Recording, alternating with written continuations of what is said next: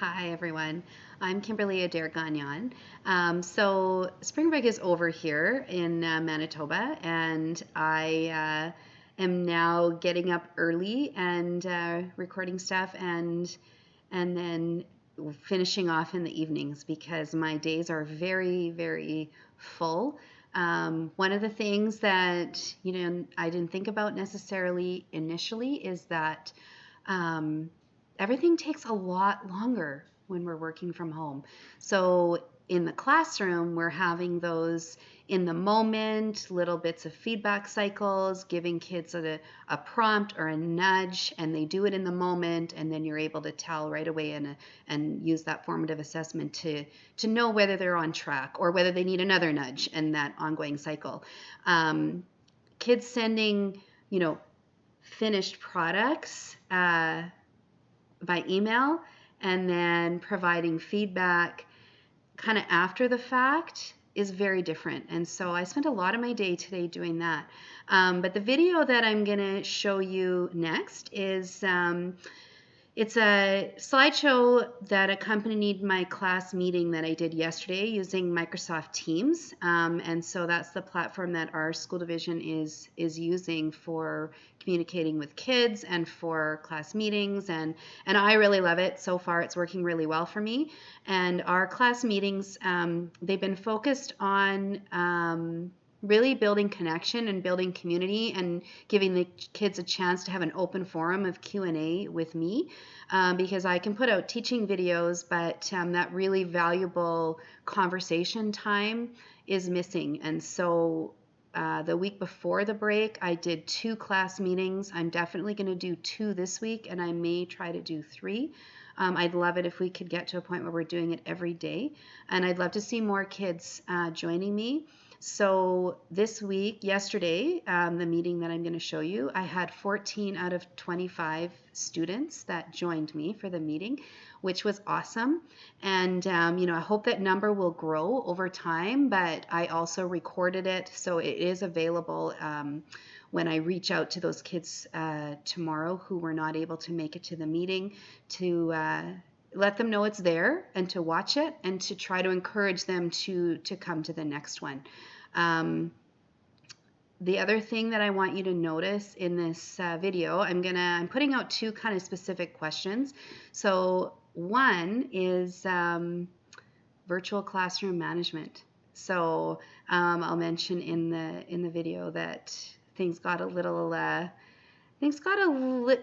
to go off the rails a bit in the chat yesterday in my class meeting with a few kids, and so I had to, I talked to them in the moment, of course, at that time, and then I sent a couple of follow-up emails once I had really gone through the chat afterwards to see, what had been said, etc. And so this is new territory. How do we manage those live in the moment classroom conversations when kids are working through a screen and they're writing in a chat and you're trying to lead a class and then you're trying to manage the chat at the same time? So it's interesting. And so I definitely want to keep going with these live in the moment meetings, and I don't want to go to just video direct teaching because that's not who I am as an educator. But it's something I'm going to have to think about because it wasn't so bad yesterday. It was okay and managed it well. And it didn't get out of hand by any means. So I don't want it to seem as though it was crazy or something. But it did give me something to think about. So I ask that of you. Please share your experience with that or your ideas or your thoughts. I would love to hear them. And then the other thing is that I'm trying to build a routine with these in the moment class meetings of ending on a positive note with the kids. I ended with mindfulness yesterday, and you're going to see what that looked like. And so what are some ideas? What are other people doing? Because I want to make sure my kids are, the students are feeling good. They're feeling happy, and they know that I care about them as a human. I care about their learning, of course, and I care about them as a human even more. I want to make sure they're okay, want to make sure they're happy, because what I know as an educator is that if you're not feeling well emotionally, if you're not feeling well physically, if your well-being is not optimal, the learning's not happening in the way that it needs to anyways. And so that's my number one priority with my students. And so my whole class meetings I really want them to be geared around that. So send me your thoughts. I would love to hear what other people are doing. And I wish I could say I'm going to do a video every day, but I don't know what that's going to look like because, of course, it's busy, this teaching from home and parenting all at the same time. So hats off and shout out to all the parents out there who are working from home, supporting their kids, dealing with pandemic. Amazing. Parents right now, you're working real hard. And so with that, I'll send you off into the video of my slideshow, and I really would love to hear your ideas. Thanks so much.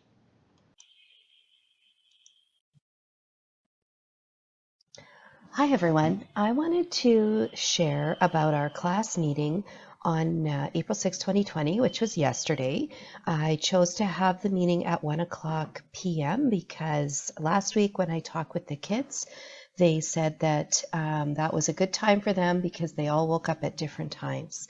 And so here's our class meeting. I'm going to share the slides and then I'm going to try to reflect about what happened and what I learned from the process. So the first thing I wanted to do was try to set up some norms for our video calls. And I started thinking about how, this is really a new classroom situation. And I recalled how much time we spent setting up norms in the classroom at the beginning of the year and how invested we were to make our classroom a collaborative, working and learning community. So I had found this image on Twitter, and you can see at the bottom that there's some credit there for the image. So I felt okay taking it from Twitter and popping it into this PowerPoint for my students.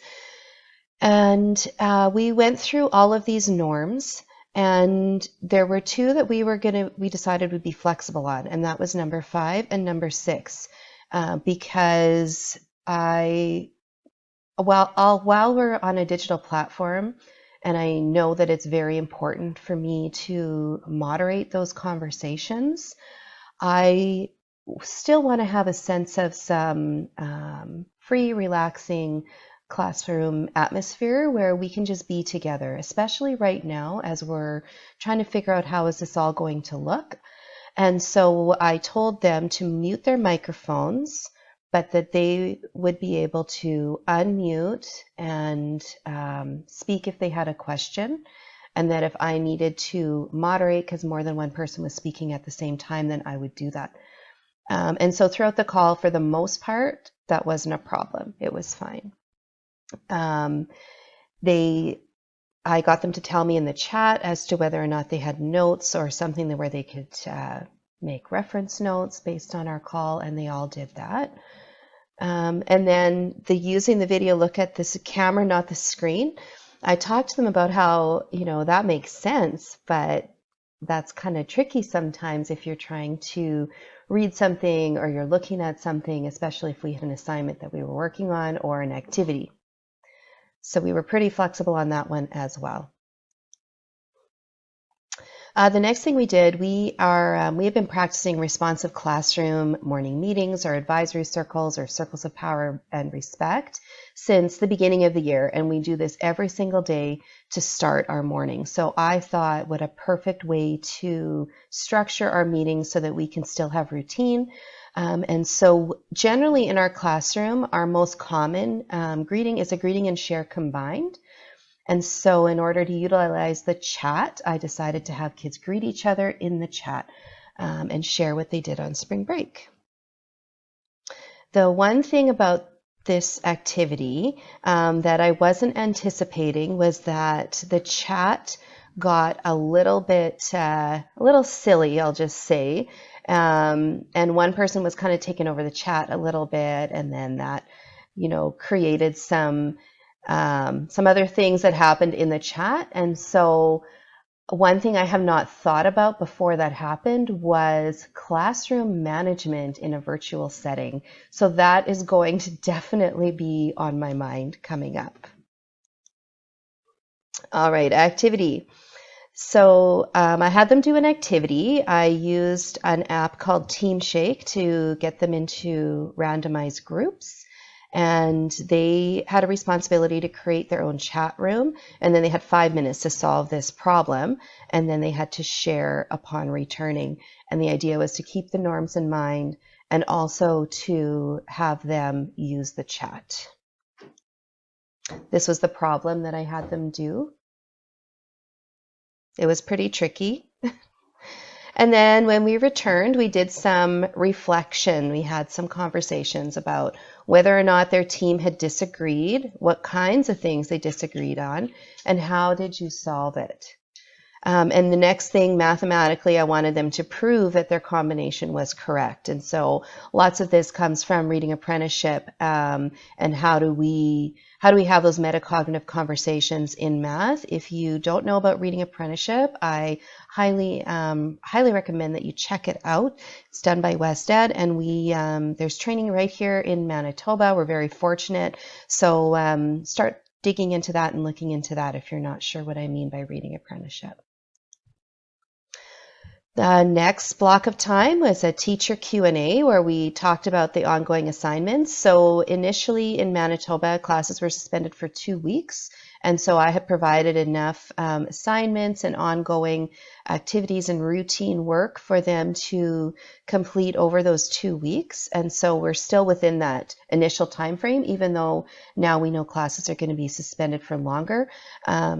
The wording is indefinitely, so perhaps till the end of the year, we don't know.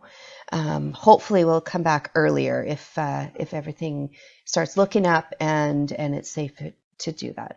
But this is a really important block of time. I did this in my last meeting with them last week as well. And lots of good questions came out. Lots of kids had similar questions. So it was one of those things that was helpful for many. Plans for the week. They're continuing with their pandemic journals, and I talked about my examples that I have in OneNote, and I'll go into those in more detail later this week.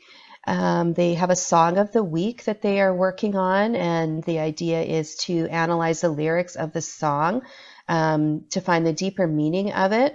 And we had modeled several of those in the classroom before the school class suspension.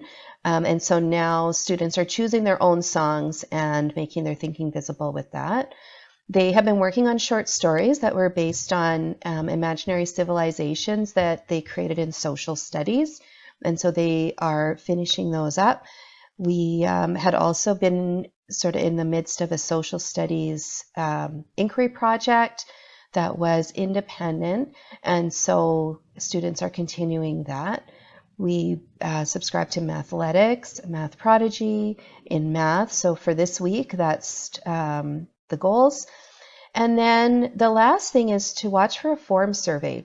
And that form survey is something that I collaboratively developed with my 2 colleagues that I work very closely with. And so we've been thinking a lot about equity and access for kids and how do we support kids in all sorts of situations, and how do we personalize the path with them and for them and support them in learning at their own pace.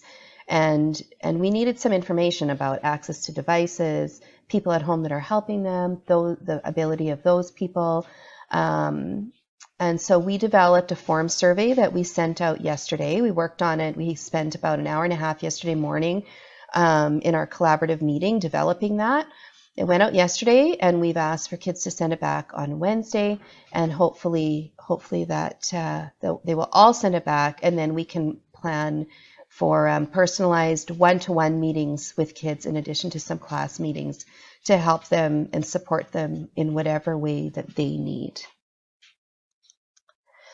And as a routine, I want us to end with positivity. And so we did that. And according to the chat, it was helpful for the kids. They enjoyed it.